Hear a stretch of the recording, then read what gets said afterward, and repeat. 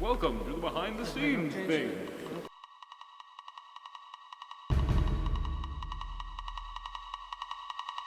Mason is a short action thriller film that follows a super soldier secret agent called Mason.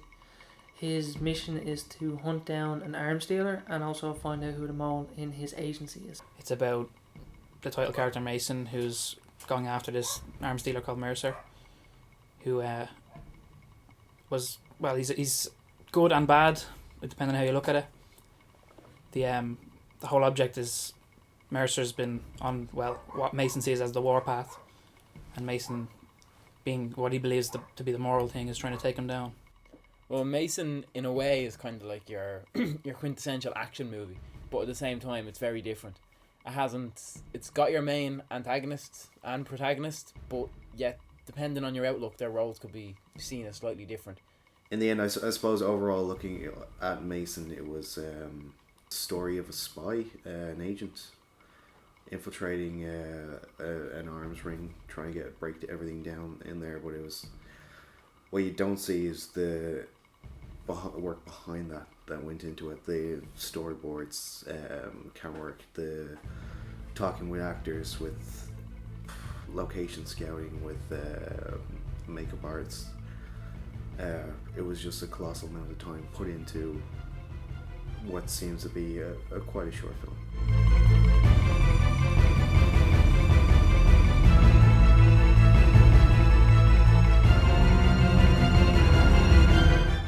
Good guys don't see it that way. How could you be so naive to think that you're a good guy?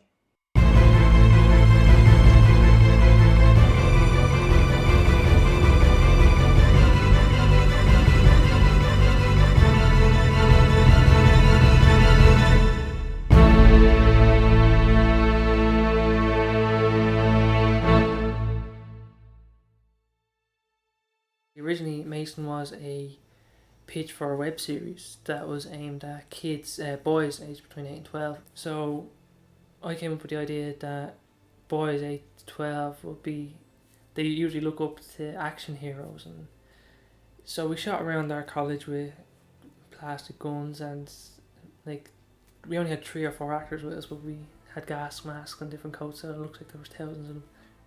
In the original kind of concept of Mason, the first thing that we did there, I remember the first day that we were filming, it was just the worst day ever. It was ridiculous. The rain was pouring down.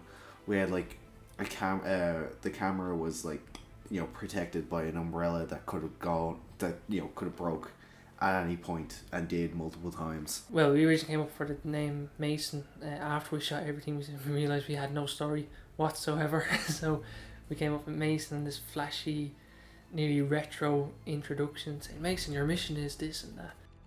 Mason, your mission is to infiltrate Belkin's base and retrieve the launch codes. Codenamed MacGuffin. And, that was Mason, and then I wrote another episode where we had Mercer in it. He was called General Mercer at the time, and we sent that on, and they got back saying, no, it's too scary, this and that. So I said, right, grand.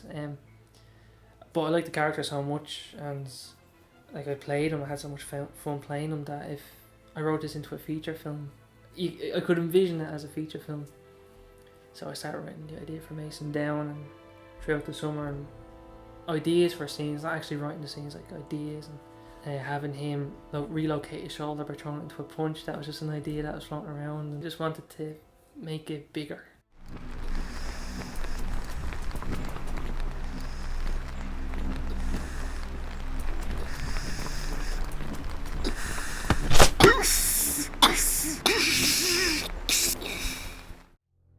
The film itself was done on no budget, and when I was pitching the idea, it was for a college project, but I didn't approach it as a college project. It was like I was going towards a studio rather than to a group of lecturers.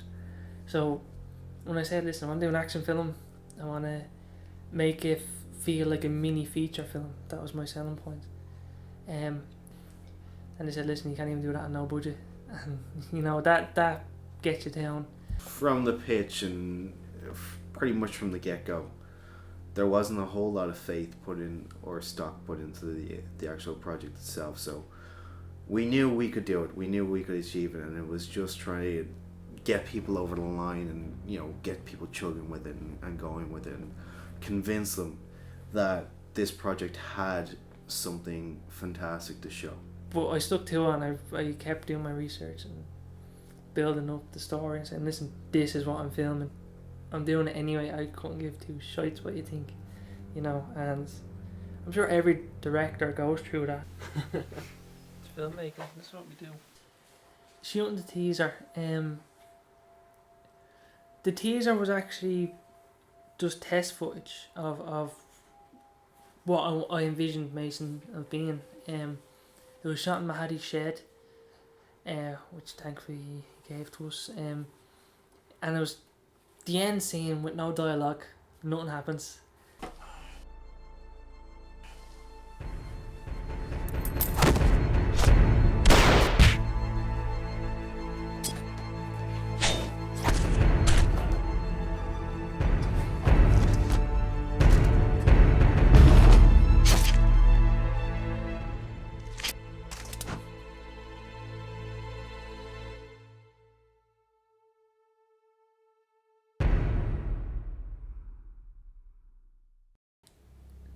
This was my third film I've ever written, directed and ended up filming. It's probably my fifth or sixth film that I've written. My process has changed from each script, so with one of them I just bash it all out and done. Or with this one was just research, let the research influence the story. So I'd look up various arms dealers, because I wanted Mercer to be an arms dealer. I wanted him to have a real job rather than what he was in the web series pitch as this security guard, which was his original thing. Looking back, it's hilarious. I have no idea what you're dealing with. You really think that by knocking one person down, the next is going to fall? What are you doing here anyway? And for Mason, I didn't want him to be inspired by a real life person or a collection of people. It was more what he would know and let that influence his character. So I looked up various different armies, and I looked up clandestine units and clandestine code words and speaking and how they talked and how they acted and the various different things that they should know, and all the way through the ages, just to get a better understanding of how did that change through history and how would it change in the world I'm creating. So what is CERTA? Never heard of it. CERTA stands for the Special Intelligence Reconnaissance and Target Acquisition, and it's a task force. So if you say that all in one breath, you get a fiver. It was especially created for this film. What they do, and we only see them in their infancy in the film, is like hunt down an arms dealer, which is one of their first ones, who no one else can catch. They don't have the best equipment, you know. They put all their faith into one person, Mason at the time, or even at the start of the film. You know, they put all their faith into one undercover agent. Whatever. One.